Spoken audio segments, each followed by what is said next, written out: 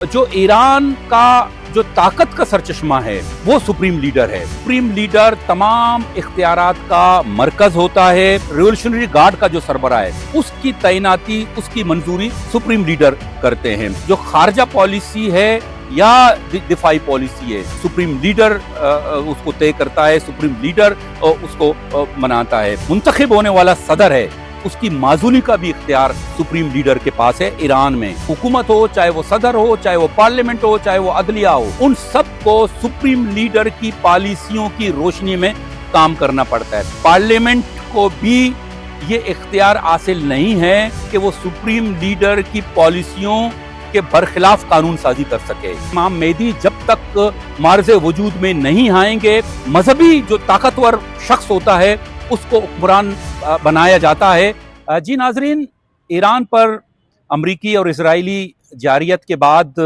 बहुत सारे मामलात पर लोग बातचीत करते हैं, लेकिन आज मेरी कोशिश होगी कि मैं जो ईरान का सियासी और रियासती निज़ाम है वो क्या है और वो किस तरह ये निज़ाम काम करता है और इसमें ताकत का सरचश्मा कौन है, इख्तियारात किसके पास हैं। तो आज मैं कोशिश करूंगा कि बहुत ही फहम आसान अल्फाज में आपको समझा सकूं, क्योंकि हम ईरान के बारे में तो बहुत कुछ जानते हैं। अब ईरान जो मुज़ाहमत भी कर रहा है और मतलब तवातुर के साथ इन बड़ी ताकतों के साथ लड़ रहा है, लेकिन मैं समझता हूं कि हमारे लोगों में अब तक ये इल्म नहीं है। वैसे ईरान के बारे में जानते हैं, जो खासतौर पर अभी जो अली खामनाई को किस तरह उसको शहीद किया गया, फिर उसके बाद उनका बेटा जानशीन बना मुश्तबा खामनाई, लेकिन एक जो वहाँ का ईरान का जो सियासी अस्करी और जो निज़ाम है, जो रियासती निज़ाम है, वो बेसिकली क्या है, उसका रारिकी क्या है, तो इस हवाले से आज मैं कोशिश करूँगा बताने की। नाज़रीन, ये जो ईरान का जो सियासी और रियासती निज़ाम है, इसमें जमहूरियत भी है, इंतखाबात भी होते हैं, लेकिन इसमें मजहबी पहलू भी, मजहबी जो अंसर है वो भी इसके साथ साथ है। लेकिन इन तमाम तर बातों के बावजूद जो ईरान का जो ताकत का सरचश्मा है वो सुप्रीम लीडर है। उसके पास तमाम तर इख्तियारात मौजूद हैं, लेकिन इसके अलावा भी हम एक्सप्लेन करने की कोशिश करेंगे कि ये किस तरह काम करता है, ये निज़ाम, इसमें क्या क्या है। अब सबसे जो बाला है, सबसे जो ऊपर है इस निज़ाम में, वो सुप्रीम लीडर है।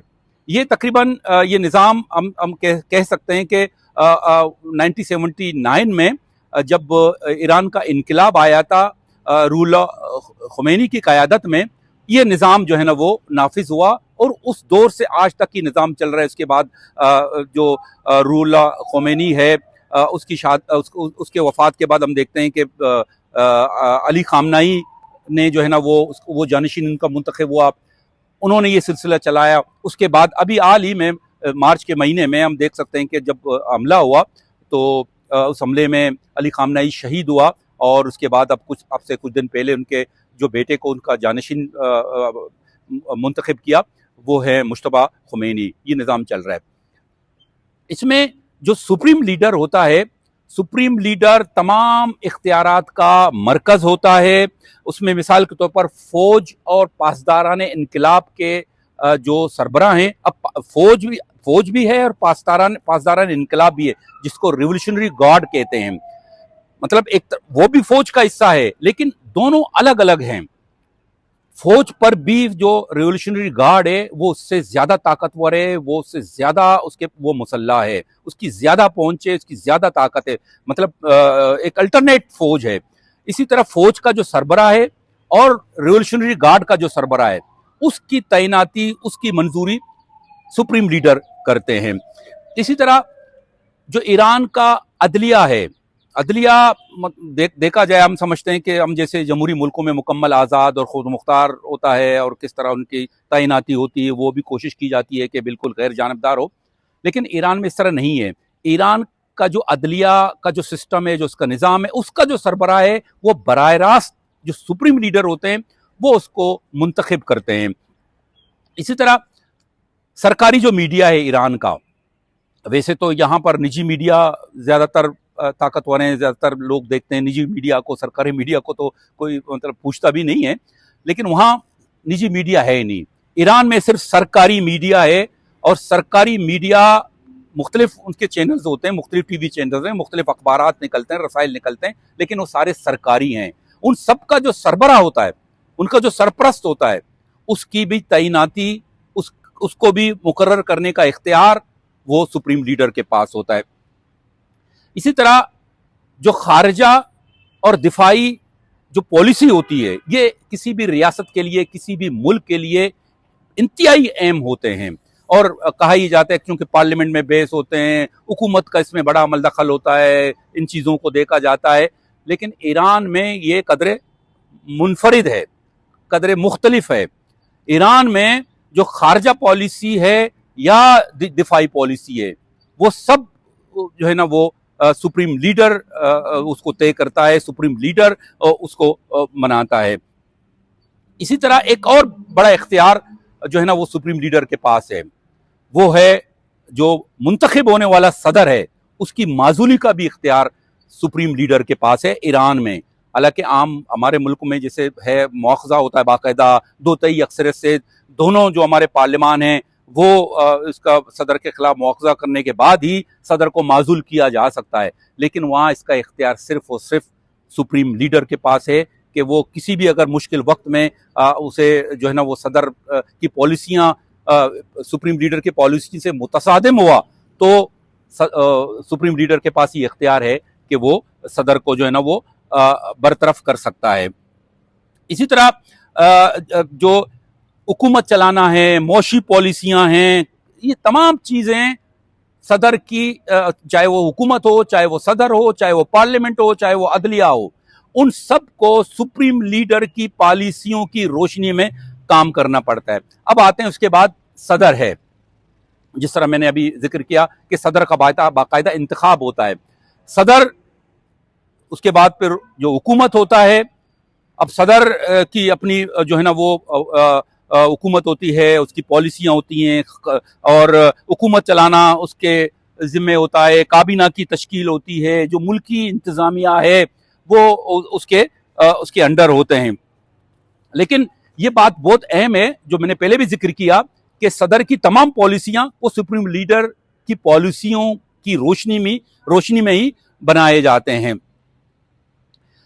अब उसके बाद सदर के बाद आता है ईरानी पार्लियामेंट, जिसको मजलिस शूरा इस्लामी भी वहाँ कहते हैं। चूंकि पार्लियामेंट है तो एक, चूंकि जमहूरी भी है, इस्लामी जमहूरी ईरान कहा जाता है, तो एक तरह से एक जमहूरियत भी है। तो वो जो पार्लियामेंट है उसमें वो यकीनन पार्लियामेंट के इख्तियारात वही होते हैं, वो कानून साजी है या फिर जो है ना वो बजट की मंजूरी है, इस तरह के ये बड़े जो काम होते हैं वो ये पार्लियामेंट सरअंजाम देता है।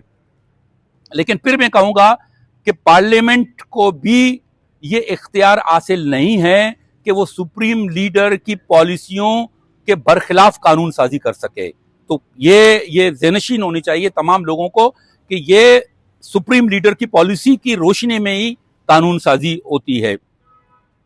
अब आते हैं जो सबसे इनका एक बड़ा जो है वो मजलिस खबरगान है।